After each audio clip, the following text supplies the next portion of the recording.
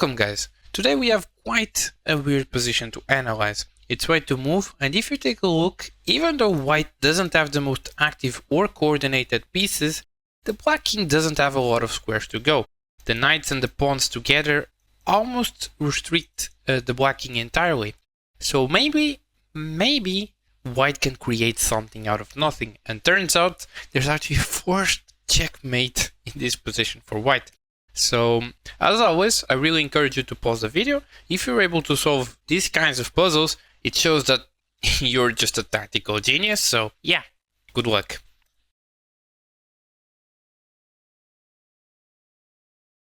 So it turns out white is able to checkmate black in only 7 moves with perfect play. And get ready, because you're about to witness madness, really.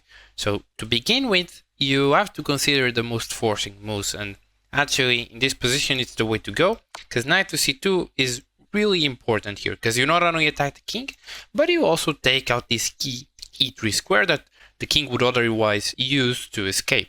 The knight, along with the pawns, perfectly box in the king, so the king is kind of forced to go to c5. So king to c5 is played, and again, there are a lot of forcing moves that you can consider, but most of them are trash, really. For example, b4, you can play b4, but this would be checkmate apart from the fact that the king can take this pawn and now the king is free, so you're probably going to lose the game. Apart from this, you kind of can give some checks here. For example, knight e3 would be amazing, because this would actually be checkmate if the queen couldn't take. But since the queen can take, this is an awful move. Now you have this bishop check, but sadly the queen can block, and after you take with the bishop or the knight, black just has too many pawns, so this is also not a correct continuation. However, even though this doesn't work, you can actually continue in a very similar fashion. Instead of giving a check here, first you can play bishop g1 and align the bishop here with very similar threats. Obviously the bishop can't be taken, like we've seen, this would just be checkmate. And now you're also threatening to reveal this knight with very menacing threats. For example, if the knight tries to run away, desperate with trying to create an escape square for the king, all of a sudden knight e4, this gives a double check with the knight and the bishop, takes away the only square the king could run to, and this would just be game over. So basically, this is the right way to approach things, and this forces black to basically only play a move, because here, if you just take away this knight, you're going to be dead to knight e4. If you can't really create an escaping square, because the bishop will take it away.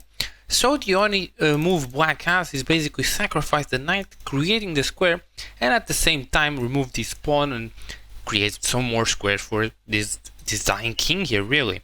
Now white has to continue with knight e4 nonetheless, because he has to remove this very important square here on d6, otherwise the king just runs, and now the king is basically forced to b5. If the king were to go to d5, all of a sudden knight b5, and again, this is just astonishing how there's such a brutal checkmate here in the middle of the board. So instead, like I said, the king has to make his way to b5, and now, again, how do you continue? Because we're halfway through this puzzle, and it still isn't obvious how white is gonna checkmate black. And okay, you may think you're clever, okay, let's talk about forcing moves, let's take this knight here with check. Because if the king takes, all of a sudden we have a fork here. Okay, this would be very good. If the queen takes, we also have a fork here. So maybe this is the way. However, not really, because the king just runs away to a5. And okay, you can push the pawn. The king goes here. You can try to check again, but all of a sudden the king escapes and he forks your knight, and he's just gonna run away. So you failed your task miserably. So instead, you have to look at other forcing moves. And in this position, you should consider instead knight to c3. Because all of a sudden, the knights and the bishop and the pawns here are just working in perfect harmony, and the king is just going to be shoved away. So in this position, basically the king can only go to these two squares, right? Either a5 or a6. If the king goes to a6, we can bring our knight forward with check, and again, the king doesn't really have a lot of squares. Now our king is also joining the fight, the king is pushed back, but now we can see that the king is kind of stuck in a mating net here. And now we would love to play knight b8 and just checkmate the king, but the problem is the king would run away to a5. So how do we combat this? Well, first we prepare this idea and play b4, restricting this a5 square, and now really threatening knight b8. And if we take a look, we're also threatening b5 checkmate because of this knight here, and of this horse here, also protecting the pawn. And there's no way to defend all threats. It can stop the pawn from moving forward, but knight b8 still hits. And with this bishop here, the black king is just dead. So back here, this is just to say that the king cannot go to a6. Instead, it tries to go to a5. And now it's a little bit different. We can continue by pushing the pawn. Again, the king doesn't have a lot of squares, but all of a sudden, now the king reaches a6 and we can't really push the pawn. We can't really give any checks with the knight. So has the king ran away to safety? Did we blunder the game? Wasn't there any checkmate after all and I was just trolling all of you? Well, not really, because here you can push the pawn nonetheless, because and now this is amazing. If the king tries to run, well, this would just be straight checkmate. Again, what a weird pattern here. With the knights and the pawns, the king would just be brutalized here. So instead, this pawn really has to be taken, but now the knight gets in. This gives a check here, so the king is really forced down. We can continue by giving a check here. And all of a sudden, king a6, and how do we prepare this idea now? Because if you think you're clever and you can play b4 in the same fashion, all of a sudden queen takes f3.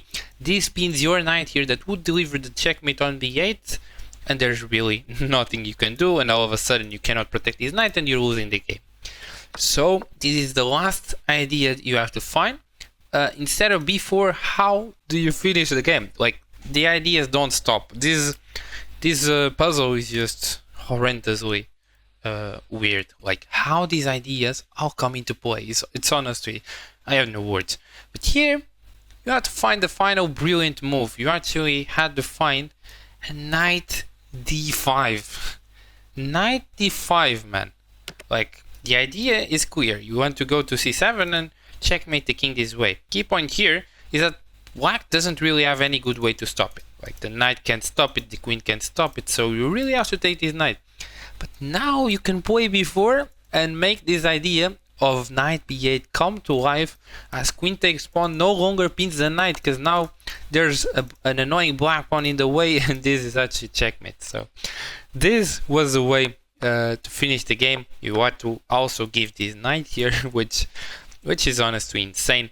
The white king is just sheltered away here, away from every danger, every check of the knight, every check of the queen, and yeah, this is just astonishing. But that's the way you finish the game. And white started with like 3 pieces, right, against the queen, and another piece, finished with another piece, and still managed to win the game. Like, checkmating with a pawn, a knight, and the king.